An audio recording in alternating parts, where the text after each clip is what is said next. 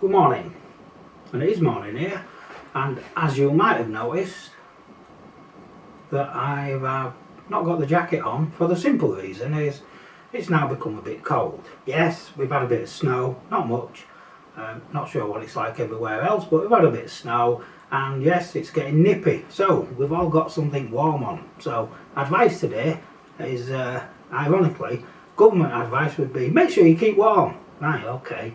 Because that's the stage you're at, isn't it? You know, make sure you keep warm. Right. So, comrades. Can I just say, comrades, I am sort of hoping to move to the phraseology of indigenous residential population. Because I think that is a far more accurate description of what we used to be like 10, 15 years ago. I have a think about that. So, what's happening today? I can see you thinking, what's he going to ramble on about? Well, I've got some good news for you. So the good news is that I was having a chit chat with some mates of mine down at the local pub, and as we were talking about things, it sort of popped into my head about my last video. I think it was maybe about the First Minister. You decide whether or not she's being truthful. Anyway, so in between having a bit of a drink and a conversation, I then allocated 5 minutes of my thinking time to thinking about that question. Anyway, good news is, 5 seconds later, the answer came to me. It was like in some sort of a flash of inspiration. To be honest, I didn't even need 5 seconds or 5 minutes, actually, it was obvious. So I decided, yes, she's been untruthful. So then, I then thought to myself, well, what do this Welsh government want us to do? It came to me in like a vision, basically. They want us to hold them to account. They do. They say they are the voice of the people and they are speaking on behalf of the Welsh people, and we can hold them to account. Right, so we have a direct order from the Welsh government that we must hold them to account. Right, so I'm never one to disappoint. So at that point, I then thought, oh, right, let me get on with that. So the answer is yes, I have made a formal complaint to the Welsh Government about the Welsh First Minister. Right, and again, so what I'd like you all to do is have a think about what I've just told you. Hold them to account, that's what they want, so we can't let them down. So think about this, my process, as a little bit of a hint and a blueprint of how to do things. Now, when you make a complaint, you sort of always like to know what you can complain about. Now, a new addition to the complaint, things we can now talk about, has been established by the Senedd, or the Welsh Parliament, whatever you want to call it. And remember the blanket gate scenario. Now, we have two people who've been chastised for using the word blanket to describe the default 20-mile-an-hour limit. Right, okay. Now, good news on that is they went further than that, and they actually said, and I've pulled it up here, the little bit of a statement, as now established by the Standards Committee, fully endorsed by the chair of the Senedd, all statements made by any elected official, regardless of position, must not be imprecise and inaccurate. Right. So I look at the statement the First Minister made, and it was imprecise and it was inaccurate, simple as that. But I'm then thinking, so when Lee Waters and Drakeford told us that the NHS would get 90 odd million pounds just from doing the blanket 20 mile an hour, was that imprecise and inaccurate? Yes, it was. So there you go, you can have a complaint about that. And so any of your members of the Senedd or anybody else who is making this inaccurate and imprecise statements, complain about them, because don't forget, they want us to hold them to account, so don't disappoint. So on with that one. So this is a little brief overview of my complaint. So you can see 8th of November I sent it in. There you go. Now I sent it, sorry, let me go back. What I did is I sent it to these two email addresses. One of them is PS First Minister, and that's if you're complaining about ministers, but I also send it to the Standards Commission, because when I had a quick look at stuff, it sort of depends if the person you're complaining about is a minister, and when they did whatever they did, whether or not they're acting in the role of a minister. Right. So if they're not acting in the role of a minister when they did whatever they did, the Standards Commissioner will consider the complaint. But if they're acting in the role of a minister, then at that point the First Minister considers a complaint. Yes, I didn't make the system up. The system's not good, but you know, they've asked us to hold them to account. So first thing I did, as you can see, I sent it 8th of November. Always been very polite. Nothing wrong with that. Never, can't really hurt you. And I made sure it was a formal complaint. Why a formal complaint? If I put a complaint there, they'll say, is it formal, is it not formal? It adds and drags into the timescale. Anything you do, say it's formal, right? I then put all the evidence on there and I listed it.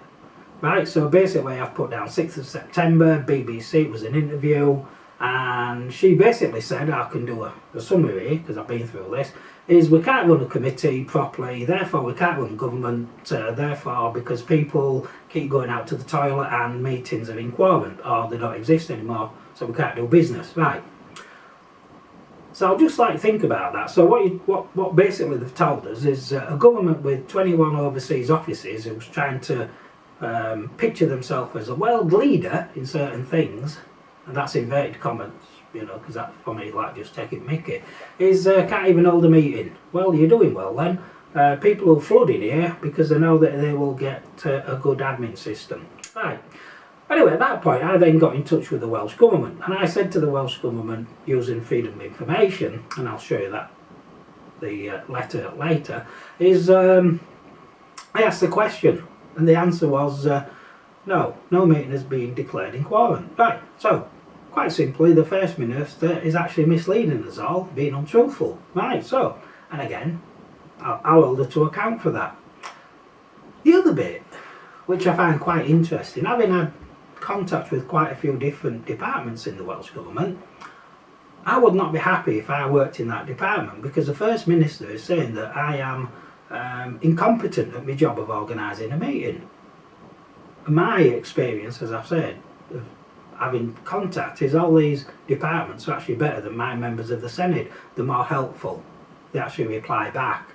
My members of the Senate, apart from one, Jane Dodds, don't bother. They can't be bothered. It's oh, too much trouble, it's him again, right? Or they pick and choose. I don't want that. If I write to you, get back to me. Otherwise, yeah, and I will start holding you to account because that's what you want, right? So this is the actual document I got back. So I've attached this as evidence, right? But as you can see, the blue lines are not actually on there, but this is just for part of my presentation, pointing out where all the information is. So it's a one-page document. You won't get better than that for evidence, right? The standards bloke, wrote back to me on the same day. There you go. So when they want to do something fast, they can. And he established, as you can see on this blue line, is that the First Minister was acting in her role as First Minister. Right, okay, so at that point it's nothing to do with them. So that's quite helpful. So we don't need to think about them now. But it does sort of suggest, as I look at that letter, that we have a two-tier system in. In fact, I say 3-tier. So if you're a minister, you have less codes applying to you than a member of the Senate. And then you can sort of claim, oh, well, I was in the role. So my first thought is, so when the First Minister went to the Labour Party conference, and you can see her dancing and having a good time, and don't get me wrong, I don't mind anybody having a good time and doing anything. The question there is, was she acting in the role of First Minister for that, or was it something else? I mean, and that's why I would always say, if you're unsure, send it to both of these email addresses. Right then, so he goes on a bit, but basically, yeah, right. Now what he did do, as you can see, is he forwarded the complaint to the member. So when you send something, you might as well copy in the member of the Senate as well, because they're going to get it anyway. And there's many reasons why you should also consider doing that. And you would lose the will to live if I started talking to you about that, as many people know when they ask me a question and I say, ooh, do you want me to answer that? Because it'll take a while. Anyway, because it's like, anyway, so you might as well send it to them for many reasons. So at that point, I then think, okay, so now I know it's going to sit with this ministerial code. Question is, how long does it take? So I then emailed this bloke, Mr. Thomas, because his name came up somewhere. He's not replied to me. And that's not unusual. Now, if I then do a follow-up email, what happens is, quite often they will turn around and say things like, oh, it must have got caught up in the spam box, or I've been on holiday, or I've been on leave, or I do job share, or I've been out the office, or my computer's broke, or you name it. Now, I could get into the following up with him, but I'd rather ask somebody else, so I decided to ask the another department, the complaints department actually, because I've dealt with them before, not for complaints, for getting information, and they're good. Anyway, so in this, they then wrote back to me, and they answered the questions, see, so they're really helpful. And it says here, they made it clear, the First Minister will decide how complaints under the code will be investigated. Right, so that's marking your own homework, which, to be honest, it's never good luck, is it really? It then goes on to say, and they may also ask the Permanent Secretary. So this sort of sits back with this getting an independent investigator in. Now, an independent investigator is somebody in my world who is independent. So you'd pay someone to come in, independent, even though I know you've paid them, and basically they would say, right, I don't really care what your politics are, you want me to find out the truth? Yes, we do. Off you go, right? This is never going to happen. We know this already, right? But it also then goes under to say that the First Minister also decides how the investigation will be conducted. So far, what have I established in my head? First Minister looks at the complaint and then decides how to investigate, in this case, herself. Right, okay. And then you get to the findings of the, and then it comes to the findings, right? So if it's an independent advisor, they will be published. But if it's the First Minister who's decided I'll keep it in-house for myself, they will also be published. Now, the bit which is I find really weird, as you can see on this blue bit, is the First Minister will exercise judgment over any necessary action resulting from the advice. So, it's a bit like judge, jury and executor all in one package for one person. It's like, right. So it's not the best system. Now, the other bit I was sort of more curious about is timescales, and as you can see here, there are no defined timescales in relation to investigating potential code breaches. Right, so what it sort of means is that I literally will have to then get into this doing an email follow up what's going on bit. Now, good news is that will sort of means I can give you a complete update on things, and you will start to find things out. As in, is the system good? Do they really want us to hold them to account? I'm going to say to you, they want you. Right.